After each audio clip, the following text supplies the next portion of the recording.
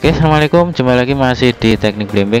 Ya, kali ini saya ada pekerjaan untuk perbaikan kulkas headset merek Gea yang mengalami kerusakan di bagian kompresornya.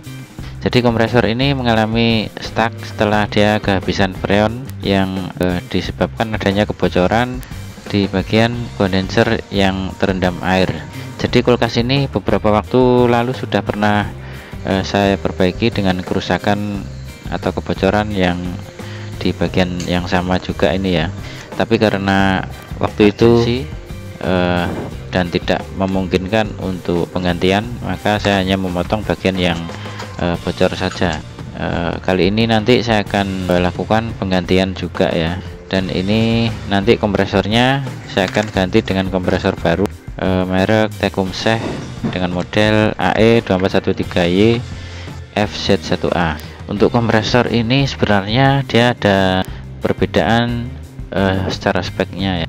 Jadi ini Tecumseh ini dia menggunakan R134A, sedangkan kompresor aslinya menggunakan R600A. Jadi ini ada perbedaan tekanan kerjanya. Untuk spek kompresor Tecumseh ini dia menggunakan fan ya, karena tekanan kerja yang lebih tinggi. Jadi nanti saya akan modifikasi dengan cara menambahkan sedikit kondenser dan juga fan untuk membantu menurunkan temperatur di bagian kondenser.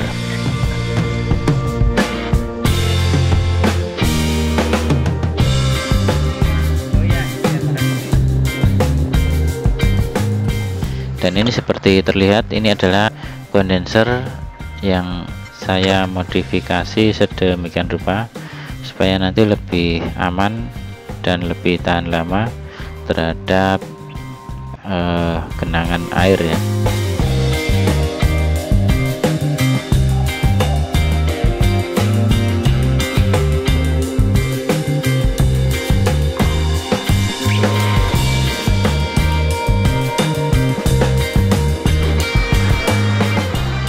Oke, ini kita lanjut untuk pengelasan ya. Untuk pengelasan ini sebaiknya kita lakukan dengan cepat ya, supaya nanti tidak menyebabkan terlalu banyak kerak di dalam pipa kondenser ini. Dan jangan lupa kita juga harus mengamankan bagian-bagian yang mungkin terkena panas akibat dari pengelasan ini dengan cara menutup dengan seng. Jadi bagian-bagian yang sensitif terhadap panas ini seperti plastik atau beberapa bagian lain ini harus kita amankan dulu ya. Ini saya cukup menggunakan las camping ya, karena memang lokasi pekerjaan saya ini agak jauh dari bengkel saya. Untuk pengelasan ini kita lakukan dulu di bagian kondensernya, sedangkan untuk pipa suction yang dari evaporator ini tidak kita sambung dulu, karena nanti setelah selesai pengelasan kita akan nyalakan kompresor untuk memastikan tidak adanya oli yang terjebak ataupun kebuntuan di bagian-bagian yang kita las ya.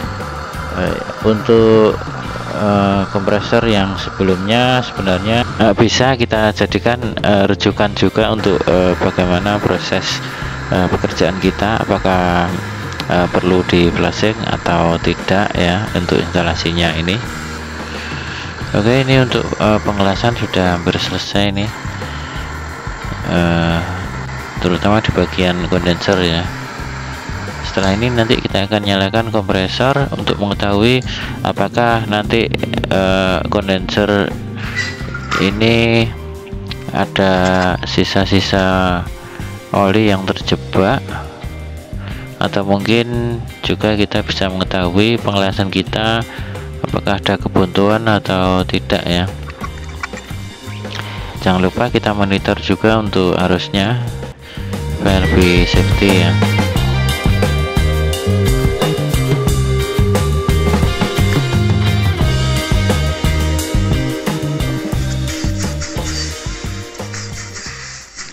Setelah kita pastikan bahwa kondenser ini sudah aman, nanti kita akan lanjut untuk pengelasan pipa suction dan juga pemasangan filter dryer. Oke, sebelumnya kita akan cek dulu untuk filter dryernya ini apakah ada kotoran yang terjebak di sini. Seperti terlihat ini, filternya ini sebenarnya masih bersih ya, tidak ada kotoran yang terjebak di saringannya.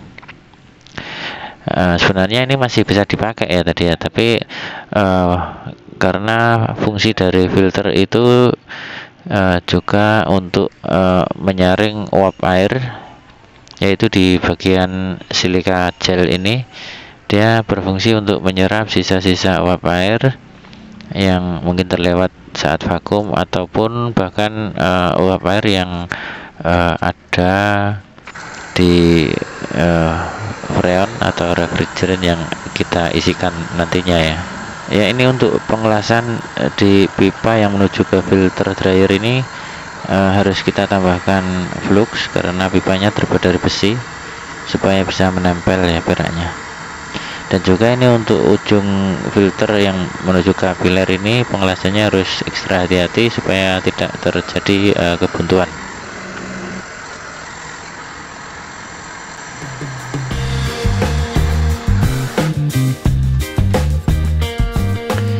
Ya, ini untuk ventilnya ini kita pasang lagi setelah kita pastikan sudah dingin. Untuk ventil ini memang harus kita lepas saat pengelasan karena ada bagian ventil ini yang sensitif terhadap panas supaya tidak rusak ya ventilnya.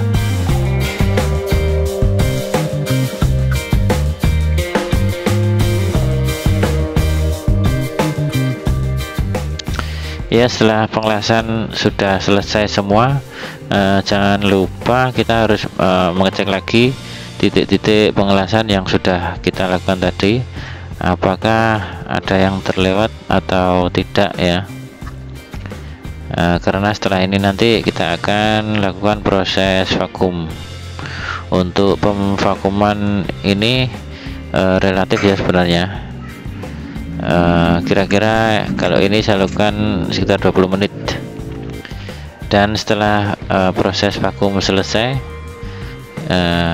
kita lanjut untuk pengisian freonnya. Setelah freonnya sudah tidak bisa masuk lagi, kita akan nyalakan kompresor dan kita monitor juga untuk arusnya. Untuk proses pengisian ini tidak boleh lebih dari 20 menit ya, karena semakin lama nanti akan turun terus tekanannya. Jadi cukup kita isikan biasanya kira-kira kurang lebih 5-10 psi.